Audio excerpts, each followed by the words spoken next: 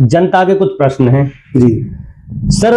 लोकतंत्र में सत्ता पक्ष से ज्यादा भूमिका तो विपक्ष की रहती है, लेकिन मैं ये देख रहा हूं कि अभी जनता को विपक्ष ने अनाथ की तरह छोड़ रखा है सर, और आप के विपक्ष के विरोध नहीं आते। एक्चुअल में आपने देखा होगा, लाइट दिन में लाइट नहीं आ पाती हुई, एक तो बिल्कुल डीएपी को लेकर के, और बरसात के समय में बाढ़ग्रस्त जो नदियों की सफाई नहीं हुई, उस विषय में आपकी क्या राय है? चिरंजीवी योजना थी वो भी खत्म कर दी। तो चिरंजीवी योजना में तो भामाशाही योजना चला रखी है ना। नहीं, भामाशाह योजना में कितने लोगों को फायदा मिला? पहले तो आमजन को फायदा था ना। कोई भी व्यक्ति स्थिति आ रही है, आप भी यही सवाल हमसे उठा रहे हैं। ये तो सब सवाल उठाना है हमें सरकार से कि ऐसी क्यों स्थिति आ रही है कि जो आम लोगों को जो सुविधाएं मिल रही थी वो आज नहीं मिल पा रही है। तो पर आज किसान परेशान है, लाइटें नहीं मिल रही। और जल जीवन के रूप में जो ये टंकी बनाई है, आप देख रहे होंगे गांवों की सड़कें खोद दी, पाइप निकाल दिए, ना कहीं ठोटी है ना। कि आपको देखना होगा कि जितने भी मंत्री हैं वो सब नए नए मंत्री बैठा दिए हैं, और सरकार का काम बिल्कुल सर, व्यक्ति पूरे जीवन भर कमाई करता है स्वास्थ्य और बच्चों की बेहतर शिक्षा के लिए, और इसी के लिए हमको सरकार से उम्मीद रहती है कि सरकार हमें यह बेहतर शिक्षा और स्वास्थ्य दे, लेकिन हम दर दर प्राइवेट अस्पतालों के और प्राइवेट निजी संस्थान शिक्षण संस्थानों के चक्कर काटते, पूरी मोटी कमाई उसमें चली जाती है। तो इसके सुधार के विषय में आपकी राय क्या है? और ये भरतपुर की जनता की आवाज है कि एक तो वैध की आड़ में अवैध खनन, जिससे कि राजस्व घाटा ही जाता है। दूसरा, यहाँ की जो लोकल जनता है, सरकार ने लीज दे रखी है, उसमें क्या लीज धारकों को या सरकार को लोकल स्थानीय निवासियों के लिए सुविधाएं करनी चाहिए। बयाना में रिको इंडस्ट्रीज है और आप उसके साथ एसोसिएशन के अध्यक्ष भी हो, तो यहाँ डंपिंग यार्ड जैसी सुविधा करना चाहूंगा राज्य सरकार से कि एनसीआर को या तो एनसीआर से हमें मुक्त कराया जाए, या एनसीआर जैसी सुविधाएं हमारे जिले में मिले, जिससे कि पर इतने दिनों से जब से ये एनसीआर में आया है तो हमें तो देखने को ये मिल रहा है कि एनसीआर के रूप में जो हमें झेलना पड़ रहा है, पॉल्यूशन दिल्ली में होता है, इंडस्ट्रीज हमारी बंद होती है। प्रदेश के एसआईआर के रूप में वहां रखी थी, तो वहां पर हमको यही बताया गया था कि कई विधानसभा क्षेत्रों में 35 हजार वोटें कट रही हैं। न्यायालय है, उच्च न्यायालय, उन्होंने भी एक आदेश जारी कर दिया कि अप्रैल तक चुनाव को कराया जाए, पर वो उस पर भी मुझे नहीं लगता है कि ये 15 अप्रैल तक ये चुनाव हो पाएगा। भरतपुर में राजस्थान में विपक्ष सरकार की नीति और उनकी कमियों के और विकास को लेकर धरना प्रदर्शन या कोई ज्ञापन वगैरह नहीं दे रहा है। मैं तो आभारी हूँ हमारे महाराज साहब का, हमारे एमपी साहब का, हमारी संजना जी का, भजनलाल जी का, जिन्होंने उनके सहयोग से आज मुझे जो जिम्मेदारी मिली है। महाराज साहब सर्व जातीय नेता हैं। महाराज साहब के जय हिंद, वंदे मातरम, जय श्री राम। साथियों में सुरेंद्र फौजी, सनातनी संत रिपोर्टर। आज हमारे साथ कांग्रेस के जिला अध्यक्ष और इस क्षेत्र के प्रतिष्ठित व्यक्तित्व श्री दिनेश सूपा जी हैं। सूपा जी, जय सिया राम। जय सिया राम। सर, आपको एक बार तो पुनः जिला अध्यक्ष बनने पर बहुत बहुत बधाई। बहुत बहुत धन्यवाद सुरेंद्र जी। सर, आपको दोबारा जिला अध्यक्ष बनाया है, ये तो इस तरह समझो कि एक तरह कोई भी जनप्रतिनिधि दोबारा क्षेत्र में चुना जाता है, तो कैसे क्या है, इस विषय में कुछ बताओ। देखिए, ये तो जनभावना थी। नीचे से जो रिपोर्टिंग हमारे जो पर्यवेक्षक पधारे थे केवल सिंह पठानिया जी, उन्होंने हर विधानसभा में हर ब्लॉक स्तर पर अपनी रिपोर्टिंग ऊपर भेजी, और जो जनभावना थी मेरे प्रति कहीं भी नेगेटिविटी नहीं थी, और सब को साथ लेकर जो मैं पिछले 2-2.25 साल से चला, तो उसका ही नतीजा था कि कांग्रेस में एक नई ऊर्जा आई, और मुझे दोबारा से जो सम्माननीय हमारे केंद्रीय नेतृत्व है और प्रदेश नेतृत्व है, उन्होंने मुझ पर विश्वास जताया और मुझे पुनः दोबारा से यहाँ पर जिला अध्यक्ष के रूप में आम साथियों के साथ बीच में मुझे बनाया। मैं बहुत आभारी हूँ हमारी पार्टी का और हमारे कार्यकर्ताओं का, जिन्होंने मुझ पर विश्वास रखा, और आज आपके बीच में मैं जिला अध्यक्ष के रूप में हाजिर हूँ। सर, आपने एक कार्यक्रम के दौरान जो इस जिले के अभ्यर्थी चयनित हुए थे प्रशासनिक सेवा में, उनको एक बहुत अच्छा संदेश दिया था, और आपके पिताश्री का भी उसमें उदाहरण दिया था कि आप असहाय और गरीबों की सेवा करना है, यदि सम्मान पाना है और बढ़ना है। तो मैं ये जानना चाह रहा हूं कि क्या आप जनप्रतिनिधि बनने के बाद इस विषय में और इस क्षेत्र में कार्य करोगे? बिल्कुल। एक्चुअल में मेरे पिताजी यहाँ से 3 बार विधायक रहे। पशुधन विकास बोर्ड के अध्यक्ष के रूप में राज्य मंत्री का दर्जा भी प्राप्त था। जिला प्रमुख के रूप में उन्होंने अपने कार्य किया था। तो और सरपंच के रूप में उन्होंने अपनी राजनीति चालू की। उस सबसे बड़ी बात है उनका जो व्यक्तित्व था, आम जन से, बच्चा हो, बूढ़ा हो, जवान हो, चाहे प्रशासनिक अधिकारी हो, कोई भी हो, उनसे जो लगाव जो था वो आत्मीय लगाव था। मैं उनके साथ जब ज़्यादातर मैं जाता था तो एक बार मिलने के बाद हर व्यक्ति ये कहता था कि यार एमएलए साहब का जो बात है वो कुछ अलग है।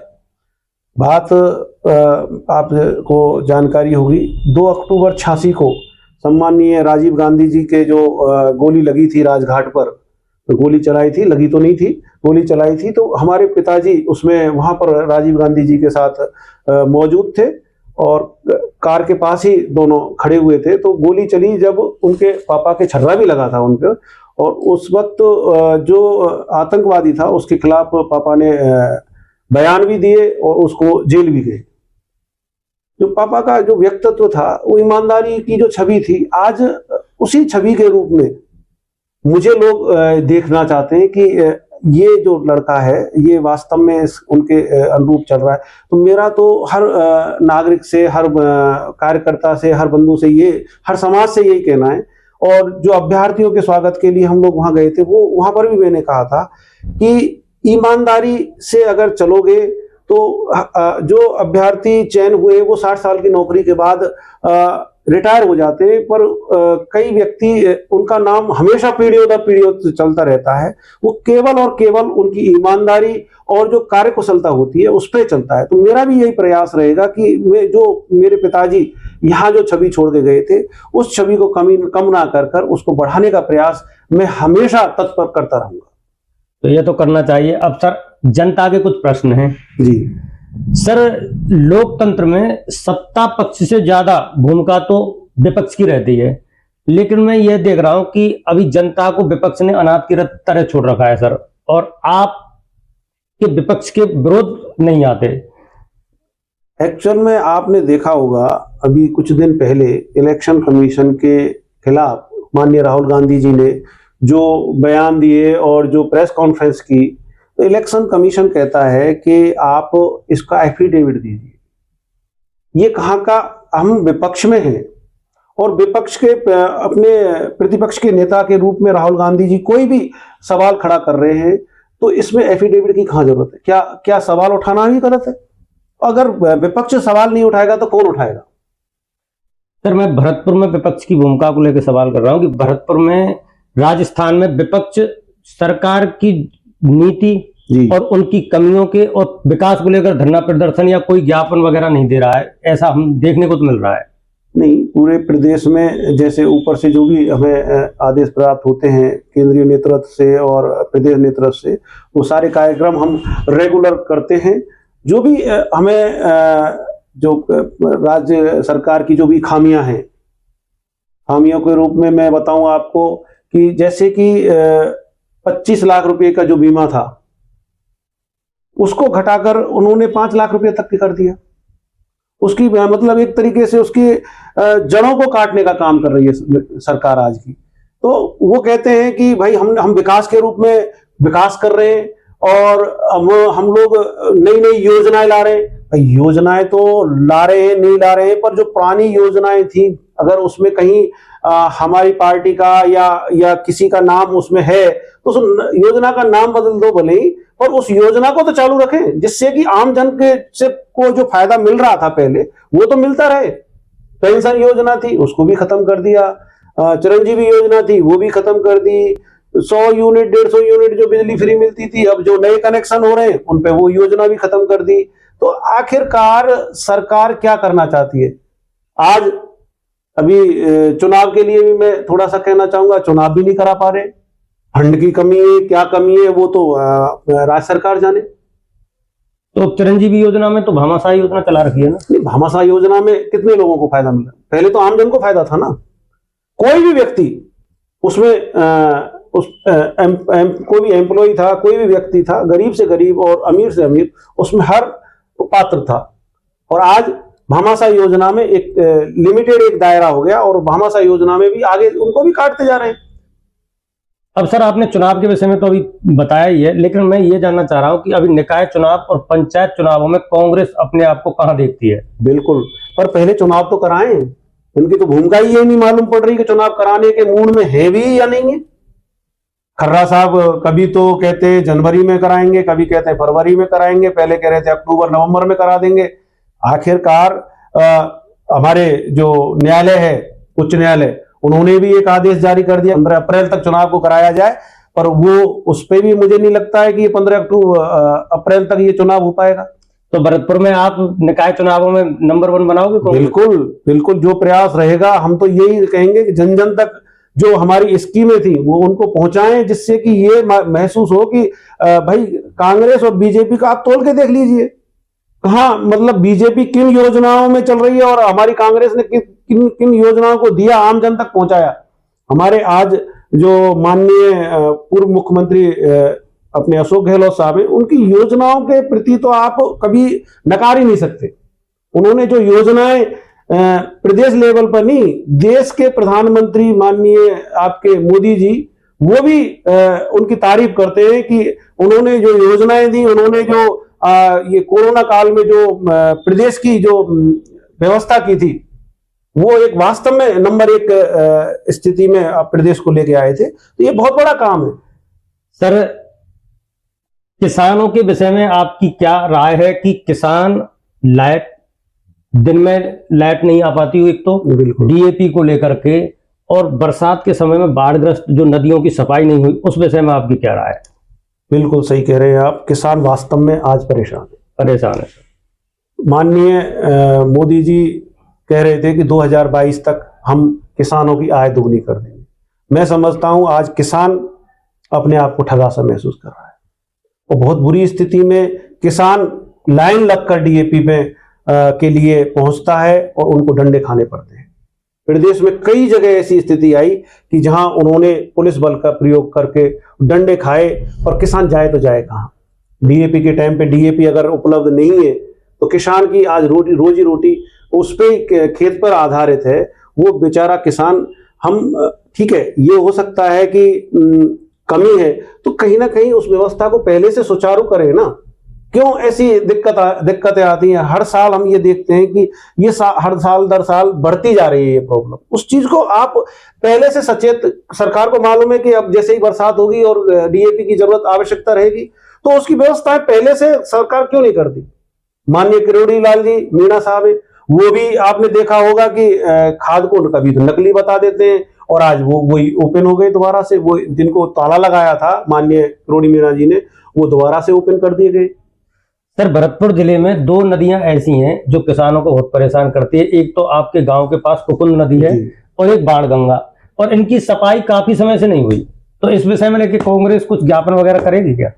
नहीं, बिल्कुल, जहां जरूरत होगी, अगर ऐसी स्थितियां हैं, नदी भाई पहले जो हमारे वहां से जो वो लग रही थी, क्या नाम है, अपने नहर निकलती है अपने, तो हमारे कार्यकाल में नहरों के लिए फंड भी दिया था। और आपने देखा होगा हमारे गांव के पास या जो भी नहरी क्षेत्र है जहां नहर से सिंचाई होती है, उसको उनको पक्का कराने का काम भी हमारे पूर्ववर्ती गहलोत साहब ने, सरकार ने वो किया था।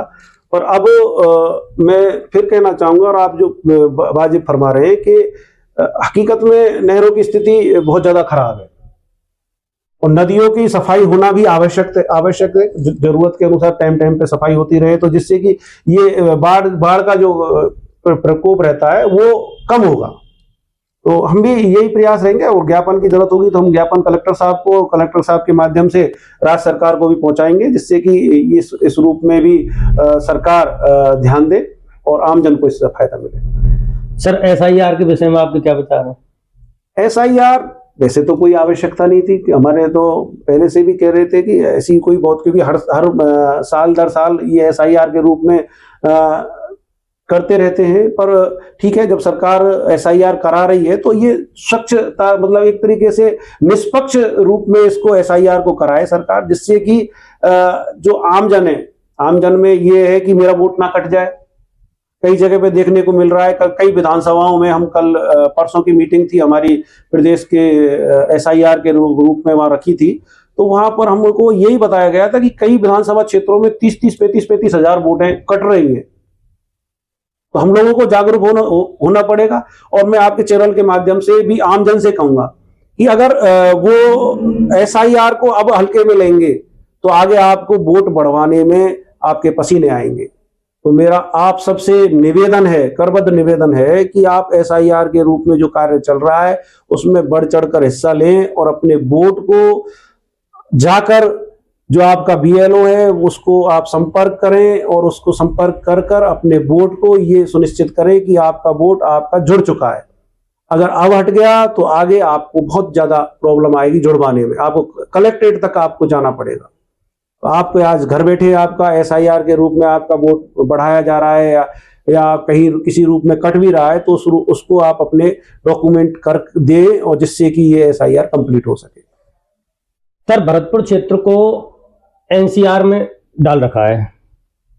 अब समस्या यह है कि NCR में डालने की आवश्यकता है, और यदि है तो यहाँ पर प्रदूषण को लेकर आपके क्या विचार हैं, और नहीं है तो प्रदूषण को लेकर आपके क्या विचार हैं? देखिए, NCR के रूप में हम लोगों की ये सोच थी कि किसी रूप में यहाँ विकास होगा।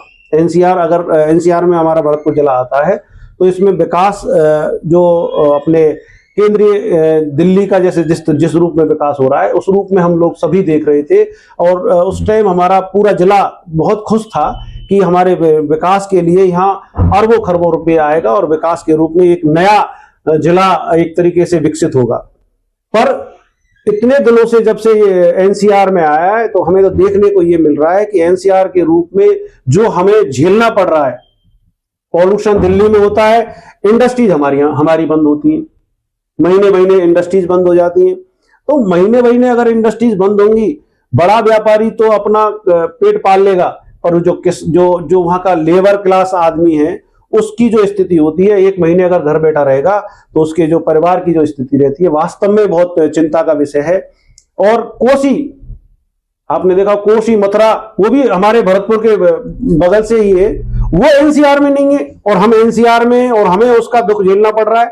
हमारे आज कन्वर्जन के लिए, आप मेन रोड के लिए कन्वर्जन कराने के लिए जाओ तो आपसे 120 और 200 फुट तक सेंटर से जमीन छोड़नी पड़ रही है NCR की वजह से, और दूसरे जिले धौलपुर है और अन्य जिलों में 100 फीट जगह छोड़नी पड़ती है सेंटर से। तो ये मतलब इसका ना बेनिफिट ना होकर ये हमारे लिए एक कलंक साबित हो रहा है। और मैं निवेदन करना चाहूंगा राज्य सरकार से कि NCR को या तो NCR से हमें मुक्त कराया जाए या NCR जैसी सुविधाएं हमारे जिले में मिले जिससे कि हमें कुछ बेनिफिट मिल सके।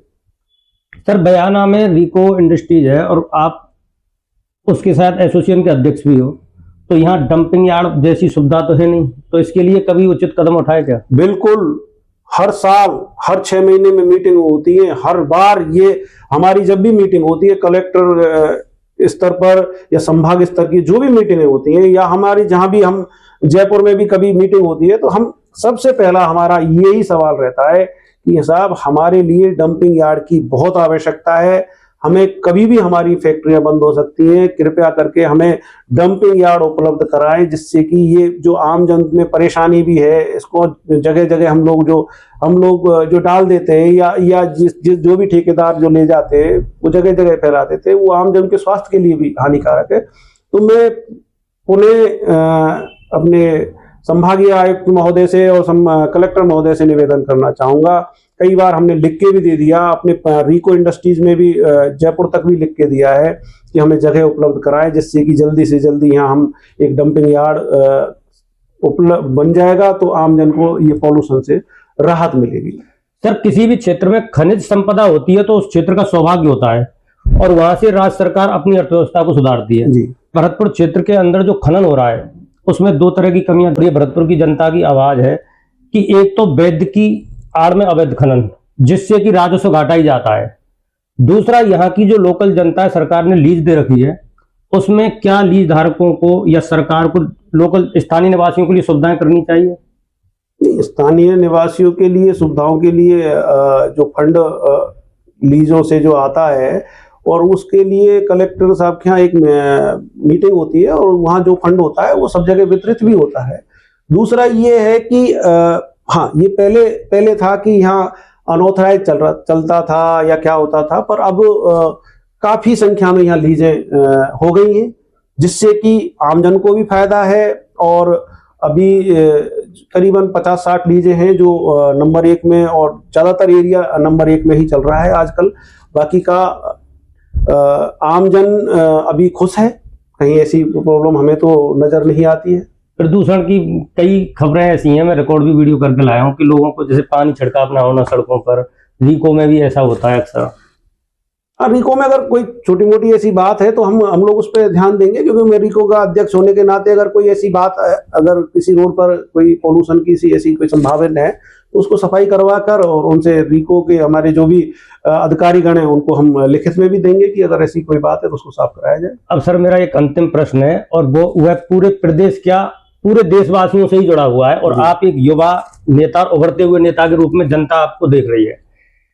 सर, व्यक्ति पूरे जीवन भर कमाई करता है स्वास्थ्य और बच्चों की बेहतर शिक्षा के लिए, और इसी के लिए हमको सरकार से उम्मीद रहती है कि सरकार हमें यह बेहतर शिक्षा और स्वास्थ्य दे, लेकिन हम दर दर प्राइवेट अस्पतालों के और प्राइवेट निजी संस्थान, शिक्षण संस्थानों के चक्कर काटते हैं, पूरी मोटी कमाई उसमें चली जाती है। तो इसके सुधार के विषय में आपकी राय क्या है? तो इसका सुधार तो सीधी था, जो चिरंजीवी योजना चल रही थी उसका गला घोटती जा रही है सरकार। अगर वो योजनाएं वास्तव में धरातल पे होती तो जिस रूप में पिछले 5 साल में काम हुआ चिकित्सा के उसमें क्षेत्र में, वो वास्तव में सराहनीय काम था।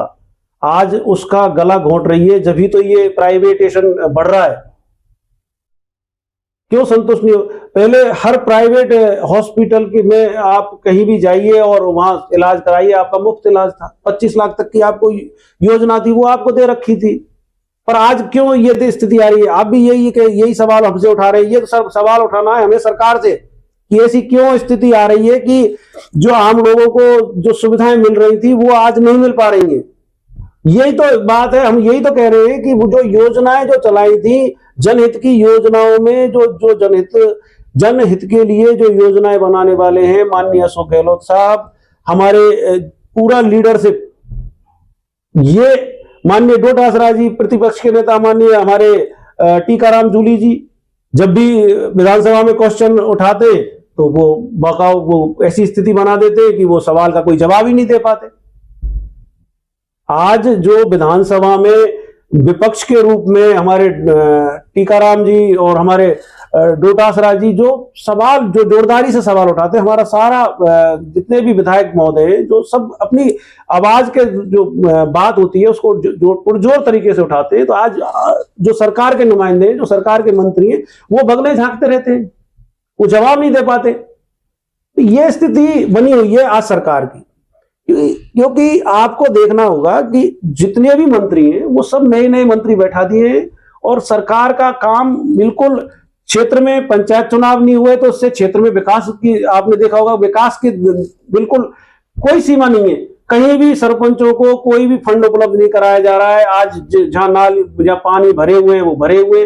विकास के रूप में पूरे प्रदेश में आप ये देखेंगे कि पंचायत राज के जो चुनाव नहीं करा रहे हैं, तो विकास जो होना चाहिए था वो बिल्कुल जमीन पर पड़ा हुआ है। सर, मुझे एक प्रश्न माफी चाहूंगा, याद आ गया है। अभी मेरे को बहुत लोगों ने बुलाया था और भुसावर तहसील के अंदर भी गया था मैं। उन लोगों की आवाज थी कि भाई हमको इस नवीन जो ग्राम पंचायतों का नवीनीकरण हुआ है उसमें राजनीति हुई है। कोई पंचायत एक गांव में से 2 टुकड़े करके 15 किलोमीटर दूर जोड़ दिया है और वहां से उठाकर उसको उनके नजदीक जोड़ दिया, ऐसा मतलब कुछ नजर आ रहा है। बिल्कुल कहीं की समस्याएं हमारे पास भी आई हैं। हमारे जो आप फरमा रहे हैं बिल्कुल सही फरमा रहे हैं कि कहीं तो ऐसा स्थिति कर दी है कि जो दूरी के काम थे वो उनमें लगा दिए गए। तो ऐसा अगर किया है तो ये गलत किया है, और जो हमें ये तथ्य उपलब्ध कराएंगे हम कलेक्टर साहब के माध्यम से राज्य सरकार को भी ये बात अपनी पुरजोर तरीके से रखने का पूरा प्रयास करेंगे।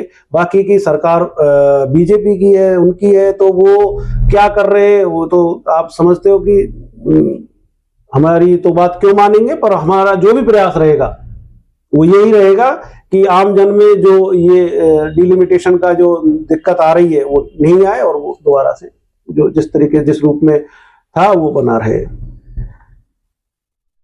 दूसरा, मैं आपके माध्यम से, आपके चैनल के माध्यम से ये कहना चाहूंगा कि जो माननीय राहुल गांधी जी ने और माननीय अपने खड़गे साहब ने, सोनिया जी ने, और जो हम लोगों पे विश्वास जमाया, माननीय हमारे प्रदेश के नेतृत्व रंधावा साहब, माननीय गहलोत साहब, माननीय टीकाराम जूली जी, पायलट साहब, उनका जो एक मिलजुल कर जो एक मैसेज था वो यही था कि हमारा पूरी कांग्रेस एक है और हम किस रूप में इस कांग्रेस को आगे बढ़ा सकते हैं, वो एक बहुत जरूरी चीज है कि हमारी कांग्रेस, क्योंकि जो देश की स्थिति है आज वो वास्तव में एक ऐसी स्थिति बनी हुई है कि आम जन जब तक समझ पाता है जब तक वो आगे निकल लेते हैं।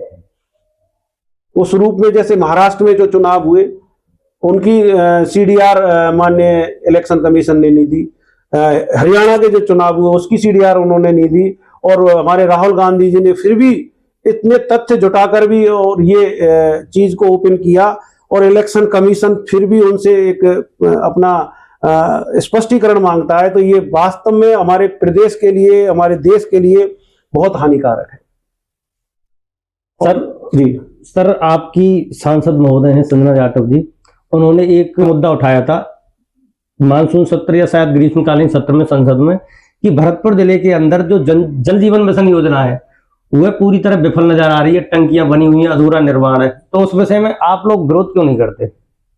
विरोध तो चलता है, क्यों नहीं चल रहा है विरोध? तो अब ये तो पार्टी का काम है, पार्टी से ऊपर से जो निर्देश मिलते रहते हैं उस हिसाब से हम विरोध के जहां हमें, और फिर लोकल मुद्दों पर आज किसान परेशान है, लाइटें नहीं मिल रही, और जल जीवन के रूप में जो ये टंकी बनाई है आप देख रहे होंगे गांवों की सड़कें खोद दी, पाइप निकाल दिए, ना कहीं ठोटी है ना कहीं कोई व्यवस्था है, पानी व्यर्थ पानी बह रहा है, नालियां है नहीं, पानी सड़कों पर है, गांवों में स्थिति ये है कि निकलने के लिए जगह नहीं है।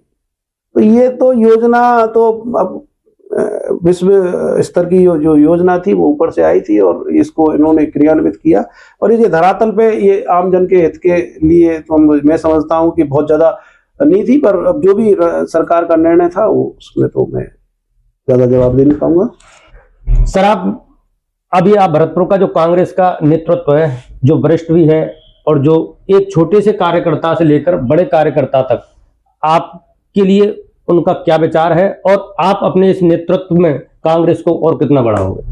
बिल्कुल, मैं तो आभारी हूँ हमारे महाराज साहब का, हमारे एमपी साहब का, हमारी संजना जी का, भजन लाल जी का, जिन्होंने उनके सहयोग से आज मुझे जो जिम्मेदारी मिली है।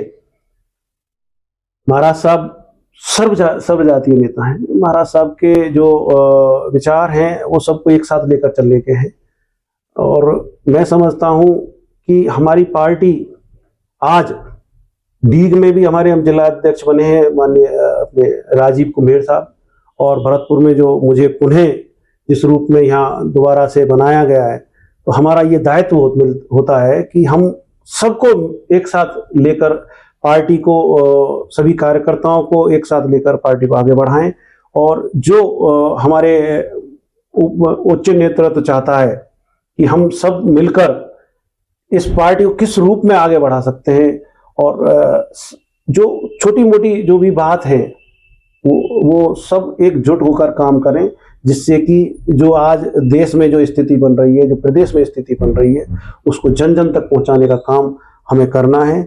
माननीय महाराज साहब और उनके माननीय संजना जी, भजन लाल जी, मैं उन सबका आभारी हूँ, मान्य सब हमारे सभी कार्यकर्ताओं का आभारी हूँ जिन्होंने आज सभी की भावनाओं को समझकर ऊपर नेतृत्व ने मुझे दोबारा से यहाँ जिलाध्यक्ष के रूप में बनाया। और मैं पुनः आप सबका और आपके चैनल का भी मैं धन्यवाद देना चाहूँगा कि आप यहाँ पधार कर आपने जो जनहित की बात के रूप में आपने अपने सवाल रखे, और मेरा प्रयास रहा कि मैं उन सवालों को जवाब देकर, और राज्य सरकार से भी निवेदन करना चाहूँगा कि जो जनहित की योजनाएं कृपया करके आप उन्हें चालू रखें, जिससे कि आम जन को जो फायदा मिलना चाहिए था वो मिल सके। धन्यवाद, बहुत बहुत धन्यवाद। बहुत बहुत धन्यवाद सर। साथियों, आपने भरतपुर के उभरते हुए चेहरे राजनीति में प्रखर अपनी बात रखने वाले दिनेश सुपा जी को सुना। कमेंट में आपकी क्या राय है? वीडियो को शेयर कर जनहित में अवश्य पहुंचाएं। जय हिंद, वंदे मातरम, जय श्री राम।